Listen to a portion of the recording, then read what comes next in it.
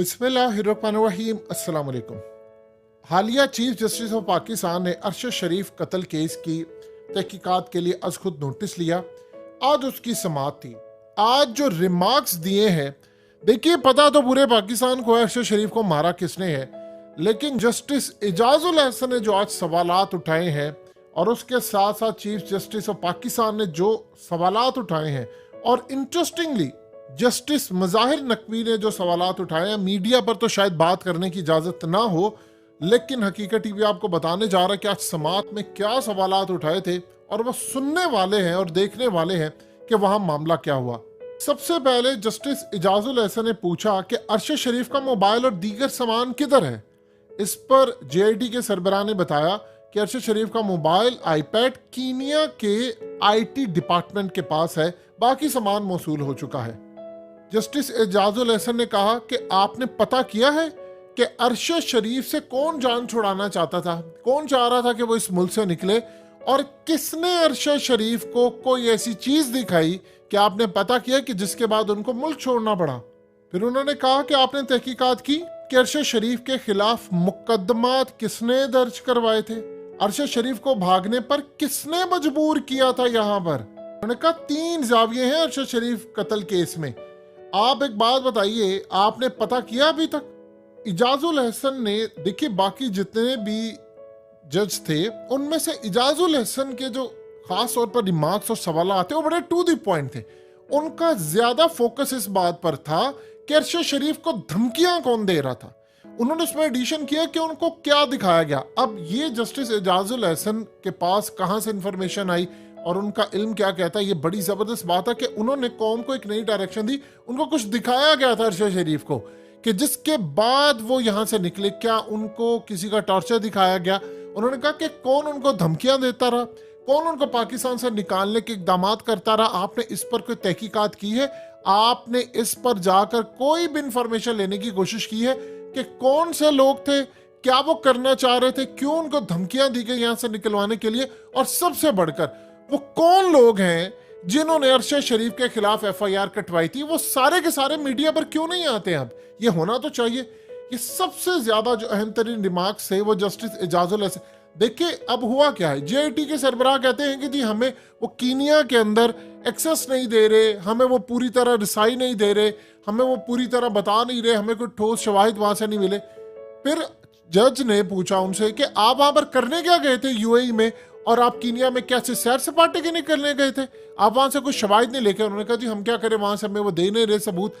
Justice Ejazul Ahsan बार बार point out करते रहे थे, वो कीनिया की बजाय यहां पर कर रहे थे कि यहां किसने उनको धमकी दी थी। क्योंकि देखिए खेल शुरू होता है कि यहां पर जिन्होंने धमकी दी थी, फिर यहां से वो निकलते हैं, उनको कुछ दिखाया गया। जाली FIR कटवाने वाले वो 18 लोग कौन थे, उनको सामने लेकर आए, और वो कौन था जो अरशद शरीफ को घर में जाकर धमकियां देता रहा। ये सवाल असल में जस्टिस एजाजुल अहसन पूछते रहे। उसके बाद यहां तक उन्होंने बात की कि आप अक़वाम मुत्तहिदा से मदद क्यों नहीं ले रहे हैं, अक़वाम मुत्तहिदा से भी जाकर मदद ले। यानी जस्टिस एजाजुल अहसन का बार बार ये कहना था कि यहां से शुरू करें और कीनिया तक जाएं, और फिर अगर नहीं समझ आती तो अक़वाम मुत्तहिदा से मदद ले, क्योंकि अगर कीनिया सपोर्ट नहीं कर रहा तो आप जाकर अक़वाम मुत्तहिदा को कहें। लेकिन वो वहां से पकड़ना चाह रहे थे केस को जहां से उसकी जड़ है, क्योंकि असल में हमें जो कहानी करवाई गई है वो जी कीनिया के अंदर है, फलाना है। इवन आप इमेजिन कर लीजिए कि आज बड़ा जबरदस्त काम हुआ कि जस्टिस मोहम्मद अली मजहर ने कहा अरशद शरीफ के साथ मौजूद खुरम और वकार का बयान आपने क्यों नहीं लिया? कहा पहला मरहला ही नहीं आप लोगों ने मुकम्मल किया, अदालत के साथ खेलना खेलें, हम आपको क्लियर बता देते हैं। जस्टिस मजहर नकवी ने एडिशनल अटॉर्नी जनरल को ये क्लियर बात कही। आगे से जरा, एडिशनल अटॉर्नी जनरल कहते हैं मुकदमा दर्ज करवाने के पीछे कौन था अभी कुछ नहीं कह सकते। पूरी कौम को पता है वो कौन था, इनको नहीं पता वो कौन था। अरशद शरीफ इस दुनिया से कहता चला गया वो कौन था, वो कौन था। वो इमरान खान ने जो बात की उसने क्या कहा? उसने कहा जब 9 अप्रैल की रात को मेरा तख्ता उल्टा है तो मैंने जब ये कहा था कोई रह तो नहीं गया, तो उसी वक्त कौम को पता चल गया था कि वो कौन था। लेकिन आज इनको नहीं पता कि वो कौन था। कहा बाद सरकारी अफसरान के नाम आए, इनसे भी तफ्तीश की। अब ये वो मजाक है जो पूरी कौम के साथ खेला गया। बाद सरकारी अफसरान, हालत ये है सरकारी अफसरान का नाम नहीं ले सकते आप ये नहीं बता सकते कि अरशद शरीफ की माँ किन के खिलाफ केस दर्ज करवाना चाह रही है, तो फिर ये कहते हैं जी ऐसा है और वैसा है।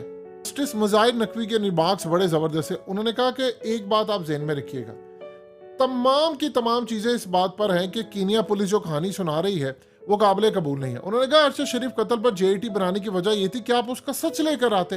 फिर अदालत ने कहा तमाम कड़ियां जुड़ेंगी तो पता चलेगा कि अरशद शरीफ से जान कौन छुड़वाना चाहता था।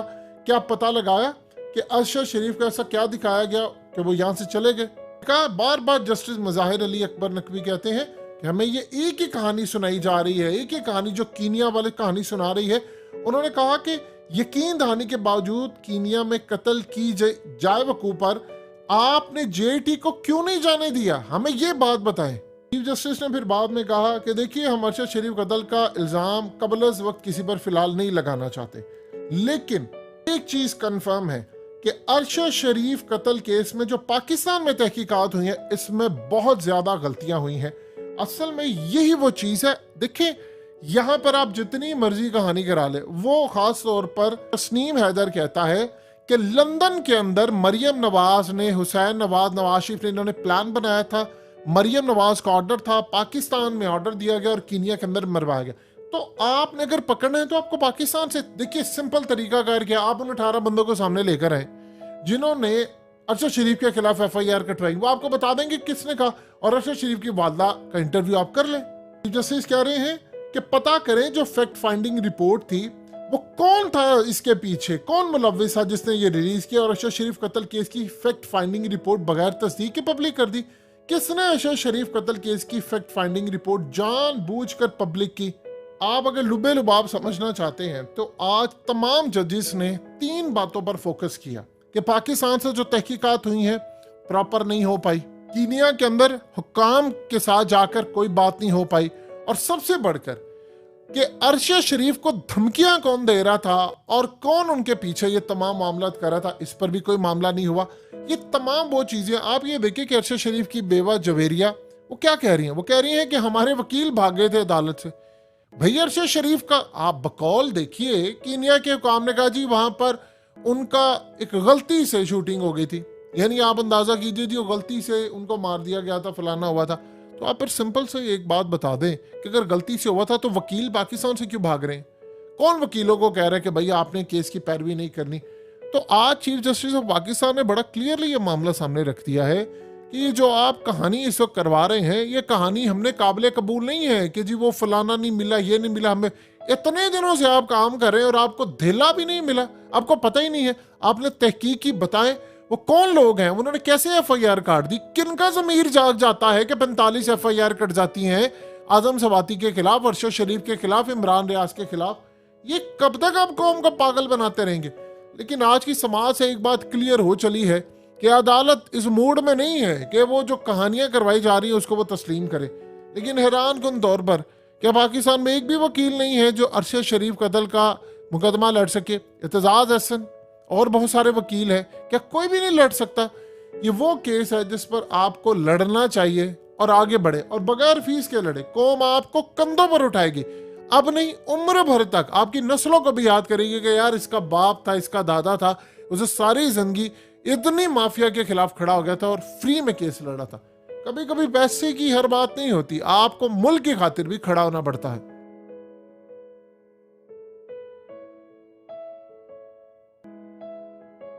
हकीकत टीवी को सब्सक्राइब करना मत भूलें, वीडियो को लाइक करें, शेयर करें और कमेंट सेक्शन में अपनी राय का इजहार जरूर करें।